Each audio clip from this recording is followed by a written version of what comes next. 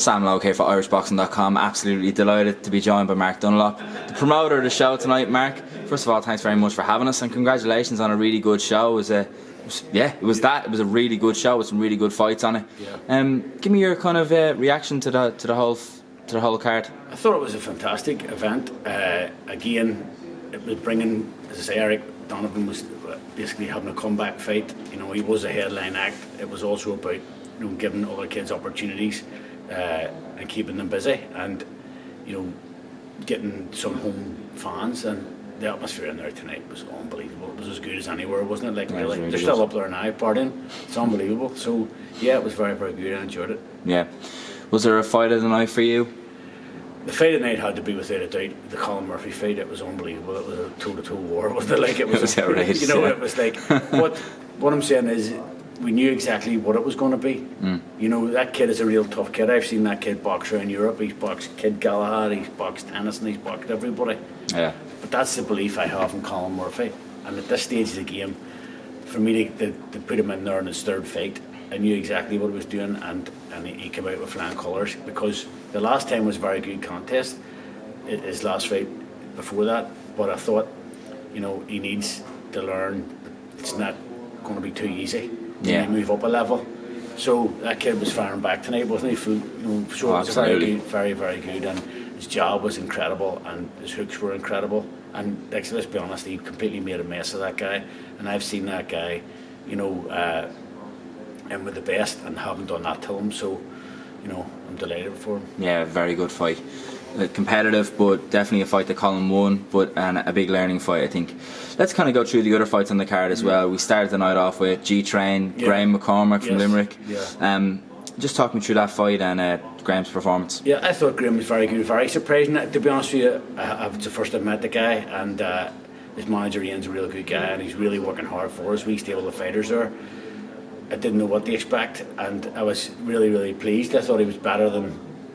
He was a real good, decent kid, and this guy Seamus. I was actually a bit worried, because the guy Seamus Devlin, it was his dream to fight in Ireland. So he basically, like, you know, it was like two Irish kids. So Seamus we couldn't get it for a wee title. Yeah. I think I had been a few more rounds, Graham would have had him out there, you know. But, you know, for a couple of the rounds, you know, Seamus Devlin gave him as much as he was getting. Definitely. And then, as I say, Graham started to take over, and I think he got a bit of ring rust out there. So. And he had a fantastic crowd. They travelled all the way up from Limerick, and yeah, it was a good contest, wasn't it? It was a very good contest. Good performance from Graham, and nice to get him out in the ring again. Next on, then we had Rudy Farrell, with a first round stoppage, right? Yeah. Talk me through that one. Yeah, well, I was very, very surprised at that. You know, it's the first I'd seen Luke Flash. He's a very reliable journeyman. I would wanted more rounds for Ruan, because he's worked hard to sell his tickets, and he got nothing from that, if you don't understand what I'm saying. It was 2 minutes 59 seconds in the first round. You know, another second the bell would have went, and it might have turned into a good contest. But the kid, to give him his dues, he stopped him, and I spoke to the referee afterwards, and he says the Feist just didn't throw anything back. They had to stop him to see him. He wasn't bothered about what time of the round it was. So, yes, fair play to Ruan, he'll move on. I mean, he's like potential fight or him and Colin Murphy for some sort of title, Irish title. And they're really good. Same sort of weight. So let's just see what that brings. Yeah, absolutely.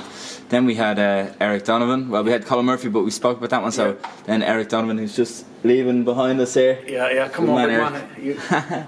Yeah, I was delighted to have Eric back. I know it was, as I said, it's only been 10 weeks since his last fight, and he was really down in the dumps. I'll be honest with you, midweek I even said to him, Eric, you need to pick yourself up and pull yourself together, because if you slip up against this guy, it is completely the end of the road. So he had a lot of pressure on him, but it was a masterclass of boxing. It was very, very good. And as I say, you seen how tough them guys were. You know, like, I was nervous, but pleasantly surprised that you were super, you know. Yeah, those Nicaraguans are super tough, aren't they? They're made of different stuff. But as me and Eric talked about earlier on, it was definitely a good learning fight, and kind of basically one of those, wasn't it? And a nice confidence booster. Get back in, get back to winning ways. Yeah. Work on some things. I think Packy's done a brilliant job. You had you were really more settled there. Yeah. And you were your brain, like you were thinking exactly what you were doing. You weren't bouncing about. No, you've really settled in there. I'm really delighted. Like Pascal's a world class coach. I think he's fantastic. I have a great relationship with him, and he's doing a great job for you. Yeah, absolutely. So we were talking earlier on, Eric, weren't we, about European titles? That's kind of the end goal. Mark, how quickly can we get this man towards a European title? Well, to be honest with you, before the Ramirez fight came up, we were actively looking for an opponent for a title fight, and it just didn't materialise. And then the offer was so good, like, you know, it was crazy. It would be crazy to turn down, but you know, I'm glad Eric took it and got that big experience, and we will keep pushing now. And he's in. I prefer him to stay at super fella, but he can do featherweight. So basically, like, you know, there's plenty of options there for him. Yeah. You know, but as I say, he said, like, he hasn't been out of camp really since. So he needs a wee. I think he's like himself. He's a couple of months off. Definitely. You know, but knowing Eric, like, they'll have to calm down. Where do you feel more comfortable, Eric? Super feather or feather? Well, making feather is a bit of a cut, like, you know. So, but it's not like extremely difficult, you know. I felt like I was in great shape. I felt like I got the weight spot on against Ramirez. You know, he was just too good. That was it. But I felt super strong during that camp and during the sparring and everything. But either or either, I can be comfortable in either of those weights. And then there's 2 European titles in featherweight and super feather. You have the EU and EBU. So there's 4 titles there that I have a possibility of maybe getting a shot at. And we just have to keep working away, putting in the work, and hopefully one of those opportunities will present itself. Well, to be honest with you, I've been on the Luda Bell. I'm trying to get an IBO title fight as well. So brilliant. You know, like a title that's growing in legitimacy, like every day. Like it really is. All the lads know I work like round the clock anyway, so Max always working away in the background. I'm just happy enough to where basically, like, I can keep it to myself until I get it 100% nailed, and then release it. I'm not one of these guys that goes and says we'll do this and do that, doesn't materialise, and everybody's let down. 100%. Look, Eric, we'll let you peel off. Thank you very much for jumping in. Well done, champ. Congratulations again. Thanks, pal. So, Mark, what we will do then is just talk about briefly the last fight of the night, Tiernan Bradley, who you don't represent, I don't think, but you've had him on the show tonight. Obviously a man from Northern Ireland as well. Just talk to me through. He had a 2nd round knockout. Well, to be honest with you, Tiernan's a cracking kid. His support was unbelievable. But, you know, now it's time for him to step up, really, isn't it? You know, like that guy, I wouldn't expect it any less. No disrespect to the guy. Tiernan's a very exciting kid, and I do like him. And like everybody, like, I've always represented every boxer. I don't care what stable they're from. You know that there. So, you know, if the kid wants a fight and there's room for him on the show, then he'll get an opportunity. You know, I love boxing, so why, you know, just be mean and only put my own fighters on? You know, so yeah, there's opportunities for my phone's been like hot cake anyway. It always is all the time, but I can only put so many on, you know, because they said, you know, sadly the days are going with people don't want to watch 10 fight shows, you know. So you have to put on 5 or 6 real good fights, and that's what there were tonight. There were 5 really good contests. But Tiernan, as I say, he is a real deal and he's an opportunity. But as I say, he needs to now really give it 100% and give it one big stab and see how it goes. Move up opponents. Take a chance or 2. Step up the levels a little bit, perhaps. 100%. So a couple of quick things. A couple of updates, perhaps, if you have for us. James Tennyson, any update on him? James, he started, as I say, James has started back training up in my gym, Unity at Boxing. He started back again. He took a bit of time out, so he fell out of love with it after like that defeat. You know, it's like the same as that when Eric lost. I had to really G him up, you know. So as I say, he started back training, and we'll just see what's out there. He doesn't want to come back and be, you know, in silly fights. You know, he's obviously fought at the top, and he wants back up there. So we'll see what happens with that. Definitely, it's an interesting thing that happens, I think, because he has operated at the highest levels of the sport. Before that kind of shock defeat to Straffon, he was operating at a very high level. Beat him that night 100%. No disrespect to Straffon. You know, it was what it was. He lost the fight. I don't make excuses. So we'll just move on from that one then. Tommy McCarthy has kind of been in the news a little bit. Yes. Apparently having left Pete Taylor very recently is what I've heard. Have you got a bit of an update on that for us, and just on Tommy in general? Tommy, as I say, Tommy is a real stalwart in the stable.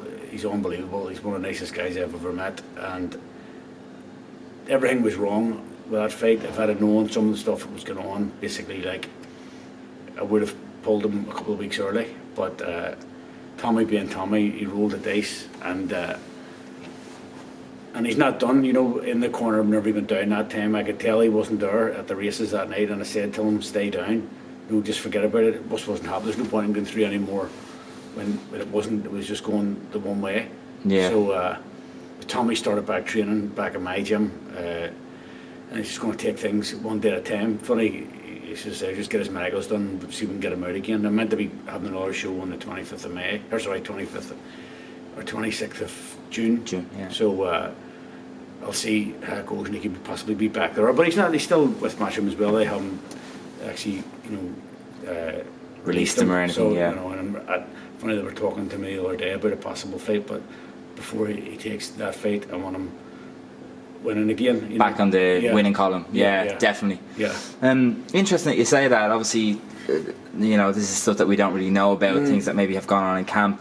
It was a bit of a shame to see how the fight played out, because I think everyone was kind of convinced that he would be able to get it on the rematch. Yeah. Was there more factors at play, or do you think it was kind of pre the fight? No, you see, the thing about it is,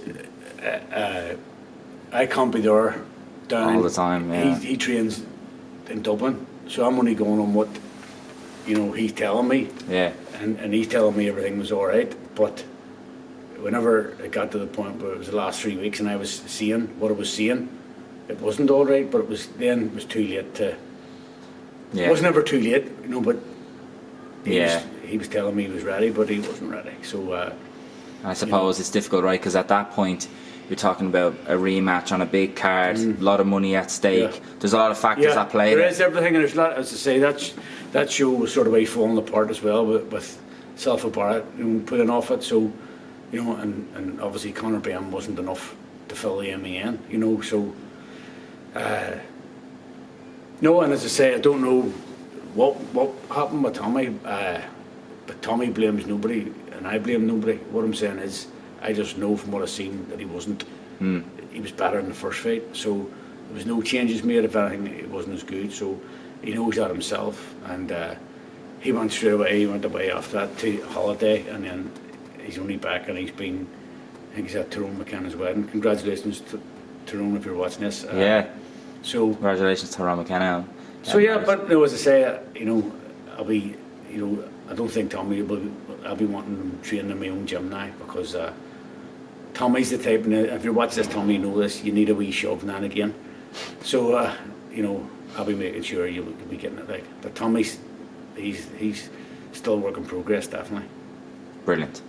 We love to hear it, and I can't wait to hear more news. And the next show we're looking at, was it the 26th of June? Maybe 25th, 26th of June. 26th of June. Just to say, possibility.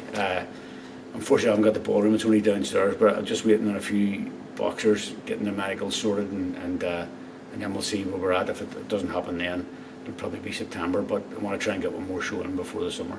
Excellent. All right, thanks very Mark, much. Mark, thanks very much. Cheers. Thanks for IrishBoxing.com. I want to say as well, the atmosphere was fantastic, and it was great, and even to have the ring girls back there, it was unbelievable, wasn't it? Just everything, the normal atmosphere. Yeah, it was a great show. Thanks. Congratulations, mate. Thanks very much. Bye bye.